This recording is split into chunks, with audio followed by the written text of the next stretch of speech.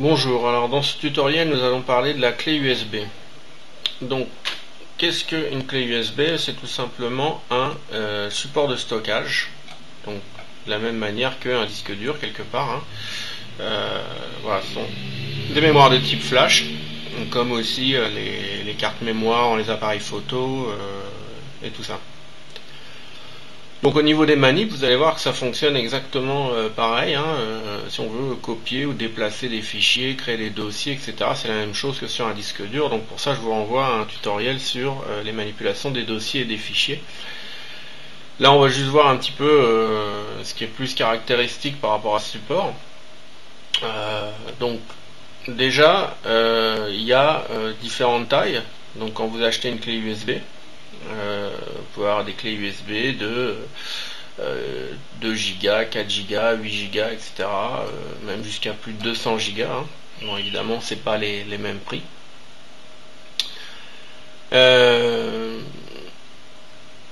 Petit rappel donc sur les octets.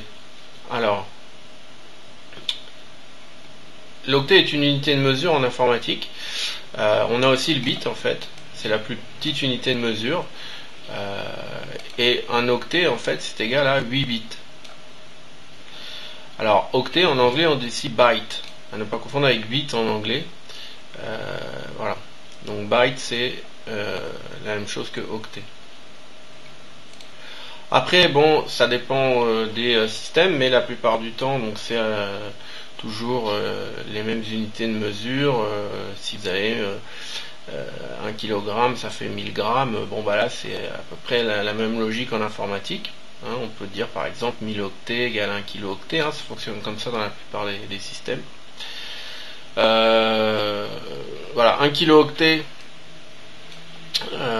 Donc, des fois, vous verrez écrit KO, c'est l'abréviation. Si vous voyez écrit K avec un grand B, c'est l'abréviation en anglais de kilobyte. 1 kilobyte. 1 kilobyte. 1 million d'octets, ça va être un mégaoctet. Donc, on simplifie par MO, ou mégabyte en anglais, MB. 1 milliard d'octets, donc c'est-à-dire 1000 mégaoctets, donc ça va faire 1 gigaoctet. Donc, on va écrire GO. Donc, ou GB, gigabyte, et etc. 1000 gigaoctets va faire 1 teraoctet, voilà, et ainsi de suite. Donc évidemment les supports de stockage comme les clés USB ont différentes capacités, et puis vos documents aussi ont un certain poids en octets. Alors, quelques ordres de grandeur, donc ce que je vous donne c'est juste à titre indicatif. Par exemple un fichier de type texte, fichier type docx ou ODT ou autre, fera dans les quelques kilo-octets en moyenne. Une image, ça va dépendre évidemment de sa définition. Si vous avez une image qui n'a pas des grosses définitions, par exemple dans les 1000 pixels, vous serez dans les 100 kilo-octets. Après, si vous avez des images en haute définition ou plus, donc des images prises avec des appareils photo numériques en 16 mégapixels ou autre, vous allez atteindre des photos qui vont aller jusque dans les 4000 pixels de large. Et donc là, on peut atteindre des poids de plusieurs mégaoctets pour une photo. Une chanson, alors ça dépend si c'est une chanson qui est sur un CD, donc qui n'est pas compressé, par exemple au format Wave. Ça peut faire à peu près 40 mégaoctets, on va dire, le poids d'une chanson, disons, de 3-4 minutes. Si c'est compressé, par exemple pour format MP3, ça peut être 10 fois plus léger, ça peut atteindre juste 4 mégaoctets la chanson. Après, il faut savoir que la qualité en MP3 est moins bonne que format Wave.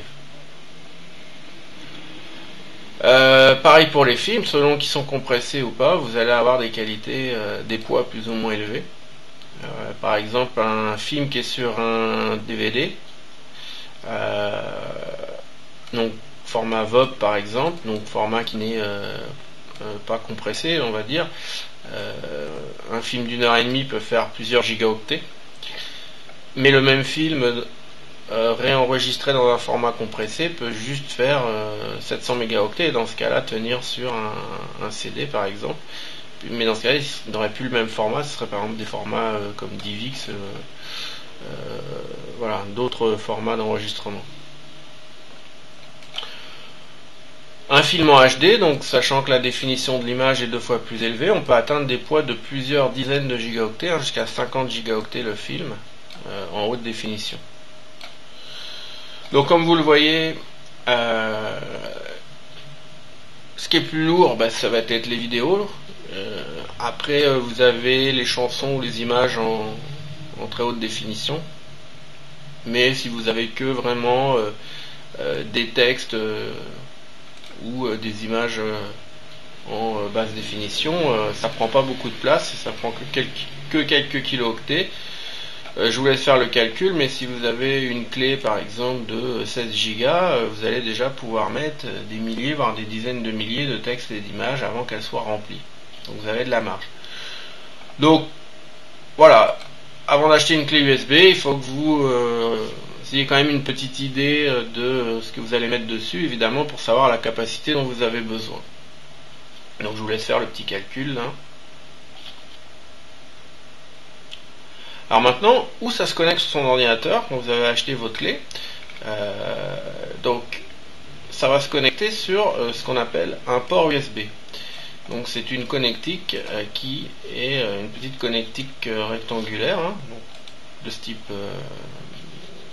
là. Voilà. Alors pourquoi sur les ordinateurs vous avez plusieurs ports USB? Sur les portables vous en avez au moins 2, voire jusqu'à 4 ou plus. Et sur les tours, des fois, vous en avez 4, voire jusqu'à 8 ou plus. Pourquoi? Parce que c'est une connectique. Donc l'USB, donc l'Universal Serial Bus série universelle, est une technologie de communication qui sert pour différents appareils. Vous pouvez connecter sur un port USB par exemple une souris,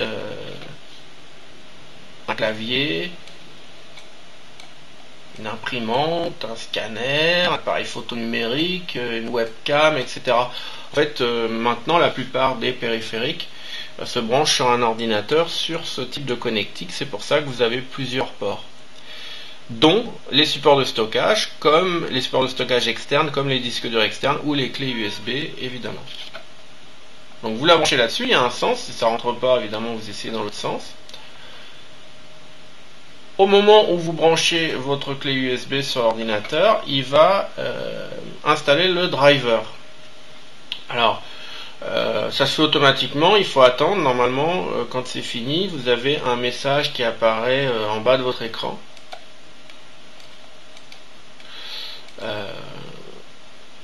Vous avez un message qui apparaît dans cette zone. Donc au début il vous dit qu'il est en train d'installer le périphérique, et quand c'est terminé, il faut attendre quelques secondes, il vous dit le matériel et votre périphérique est prêt à l'emploi. Donc tant que vous n'avez pas ce message là, évidemment vous ne pourrez pas accéder à votre clé. Et une autre indication évidemment qui vous dit que ça s'est bien passé, c'est ce petit icône vert, donc avec le symbole justement d'une prise USB et puis la petite coche verte, ce petit icône qui vous indique que votre périphérique a bien été reconnu, donc vous allez pouvoir y accéder. Si évidemment ce petit icône vert n'apparaît pas, c'est que votre clé n'est pas reconnue. Alors, il y a peut-être un problème sur la clé. Alors il peut ne pas être dans les icônes visibles, mais être dans les icônes masquées. Donc dans ce cas-là, vous vérifiez, hein, c'est simple, hein, vous cliquez sur la petite flèche blanche ici dans la barre dans la zone de notification de votre Windows. Et là, normalement, vous voyez apparaître tous les icônes masquées. Vous devez le voir là-dedans. Hein, s'il est ni dans les icônes masquées ni dans les icônes visibles, c'est que votre périphérique n'a pas été reconnu. Normalement, il vous le dit aussi s'il y a une erreur, hein, il vous dit que le périphérique n'a pas pu être installé. Quand votre périphérique est correctement installé, normalement vous avez une fenêtre qui apparaît automatiquement. On va faire le cas de figure. Je vais brancher ma clé USB sur mon ordinateur.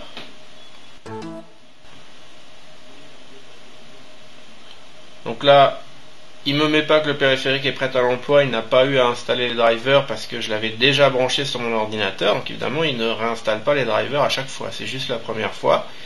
Et à ce moment-là, vous voyez que non seulement j'ai bien mon petit icône vert qui est apparu, donc ça veut dire que ma clé a bien été reconnue, mais en plus j'ai une fenêtre ici qui apparaît, fenêtre d'exécution automatique, avec le nom de ma clé qui apparaît ici et différentes options qui me sont proposées, et notamment l'option d'ouvrir le dossier avec l'explorateur Windows, c'est-à-dire d'ouvrir ma clé et de parcourir son contenu. Donc là, si je clique sur cette option, ouvrir le dossier, il m'ouvre l'explorateur Windows et je peux voir donc ici le contenu de ma clé dans mon explorateur Windows. Maintenant, si vous fermez votre explorateur Windows et que vous voulez réaccéder plus tard à votre clé, vous allez tout simplement la trouver dans l'explorateur Windows dans Ordinateur. Alors pour ouvrir l'explorateur Windows, on l'a vu dans un précédent tutoriel, je clique par exemple sur l'icône là des bibliothèques, ou je peux aussi aller dans Démarrer et aller dans Ordinateur directement, puisque je vais trouver ma clé dans Ordinateur. Mais si j'ouvre à partir de cette icône, je vais tout simplement regarder ici dans la rubrique Ordinateur. Et là, je vais trouver ma clé. Alors pourquoi? Parce que dans Ordinateur, vous avez tous les périphériques matériels. Donc vous retrouvez vos disques durs locaux, les disques durs internes, ceux qui sont à l'intérieur de l'unité centrale, par exemple le disque local C, le disque local C. Mais dès que vous branchez un support externe, un disque dur externe, une clé USB et autres, elle va se rajouter ici. Donc là je vois par exemple stage, elle se rajoute ici. Donc là je peux y accéder aussi à partir de là, je clique sur stage et voilà, je rentre dedans. Voilà, pour les manipulations c'est exactement la même chose, je crée mon dossier, je peux créer des dossiers, des sous-dossiers avec la fonction nouveau dossier directement sur ma clé. Donc pour ça je vous renvoie au tutoriel sur l'explorateur Windows. De même pour les déplacements, je peux aller par exemple dans le dossier image de mon ordinateur, attraper une photo, la glisser au-dessus de ma clé, par exemple stage. Il me propose de copier par défaut.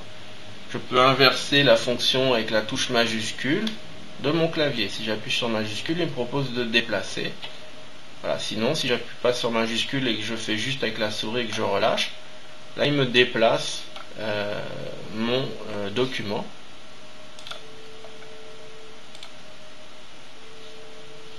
Donc là, si je vais voir sur ma clé par exemple, je vois que j'ai transféré, enfin il me copie par défaut, pardon. Donc si je vais voir sur ma clé, je vois bien que, mais voilà, je vois bien mon fichier qui a été copié donc sur ma clé, directement sur la racine, simplement en glissant avec la souris. Mais il est toujours dans image de mon disque dur, il est toujours là. J'ai fait une copie par défaut. Si je voulais le déplacer, il faudrait que j'appuie sur la touche maj en même temps. Alors, on va pas approfondir davantage les déplacements ou les copies de plusieurs fichiers. Là vraiment, je vous renvoie au cours sur Windows. On a vu comment faire ça sur le disque dur, mais c'est exactement la même chose sur la clé USB. La seule chose que vous devez vous souvenir ici, c'est que vous trouvez votre clé dans l'ordinateur, tout simplement. Si je clique direct sur ordinateur, je vais avoir des choses intéressantes, comme par exemple la capacité des supports. Donc là par exemple, je vais voir que c'est une clé de 8 Go, donc la totalité n'est jamais totalement exploitable, donc disons 7 Go 31 ici pour la mienne. Et que il me reste 2,44 Go de libre. Je peux renommer ma clé en faisant un clic droit ici et je vais trouver l'option renommer. Et là, je peux changer son nom. Alors des fois c'est limité à 8 caractères. Donc je vais l'appeler par exemple Cédric. Entrée. Voilà. Donc vous voyez que maintenant, je vais pouvoir reconnaître ma clé plus facilement, parce que je lui ai donné un nom, là en l'occurrence, je lui ai donné mon nom. Donc là, vous voyez, si je regarde dans l'ordinateur, au lieu qu'il y ait écrit disque local ou disque amovible, ou quelque chose qui n'est pas très explicite, le fait de lui avoir donné un nom, je peux la repérer plus facilement.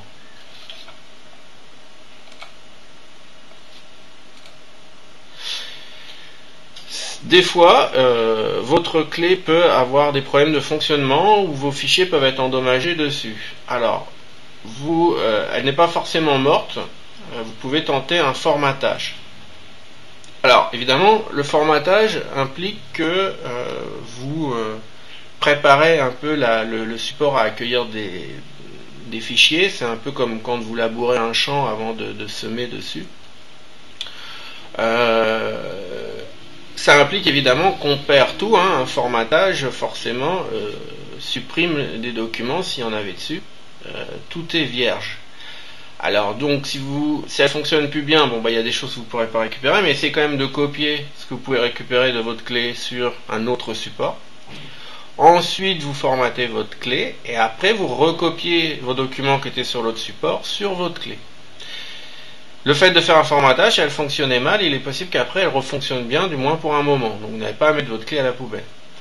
Alors comment faire un formatage? Vous faites un clic droit et vous voyez que on a vu tout à l'heure l'option renommer, vous avez aussi l'option formater. Là il vous propose différents types de formatage, FAT ou NTFS. FAT vous devriez pouvoir le lire à peu près partout, je crois par exemple sur des ordinateurs Macintosh aussi. NTFS, c'est pas sûr que vous puissiez le relire sur des Macintosh ou sur des Linux ou sur d'autres supports. C'est bien pour Windows. NTFS vous permet aussi de gérer des gros fichiers. Bon, la plupart du temps, on met quand même FAT32. Formatage rapide, si vous décochez formatage rapide, donc il va faire un formatage, on va dire, plus en profondeur. Là, il efface vraiment tout, et non pas simplement les tables. Voilà, et puis après, vous faites démarrer. Là, vous attendez que ça se passe, et puis après, vous pouvez à nouveau utiliser votre clé. Voilà, là, on va pas le faire, évidemment. Attention, vous ne trompez pas de support, hein. Le formatage efface tout, donc si vous allez sur votre disque dur et que vous faites un formatage, vous allez perdre vos données. Vous allez tout perdre, même le système aussi, Windows et tout, quoi. Donc vous pourrez plus démarrer votre ordinateur. Voilà, donc nous ici c'est pas très grave puisqu'on a des images disques à notre espace, donc on peut remettre une image disque relativement rapidement. Même si tout est effacé, mais chez vous, si vous n'avez pas fait d'image disque et que vous effacez tout, vous allez devoir réinstaller tout le Windows, tous les logiciels et tous vos documents. Donc attention à ce que vous faites pour le formatage, c'est très dangereux. Faites-le vraiment que pour votre clé.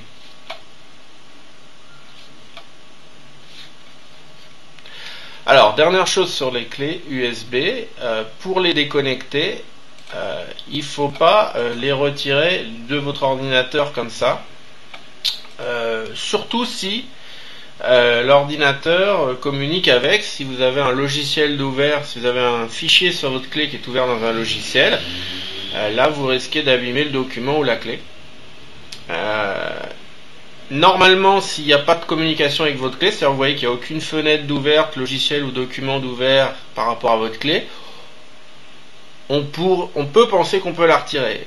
Néanmoins, vous avez, je pense, une chance sur 1000 d'avoir un accident. Si vraiment vous voulez la retirer proprement, vous allez dans ce cas-là cliquer sur... Alors pourquoi une chance sur 1000 d'avoir un accident? Parce qu'il y a peut-être un processus en arrière-plan que vous ne voyez pas qui est en train de communiquer avec. Donc dans ce cas, vous cliquez sur le petit icône ici qui symbolise vos périphériques amovibles qui sont branchés. Cliquez une fois, vous attendez un peu, ça prend un certain temps, c'est jamais très rapide. Là ça a été assez vite. Et ensuite vous cherchez, parce qu'il peut y en avoir plusieurs de connectés, lequel correspond à votre clé. Là j'en ai qu'un. Et quand vous l'avez trouvé, vous cliquez sur éjecter. Voilà, j'ai cliqué sur éjecter. Et là il vous dit le matériel peut être retiré en toute sécurité. À ce moment-là, quand j'ai ce message, je peux retirer physiquement ma clé de mon unité centrale.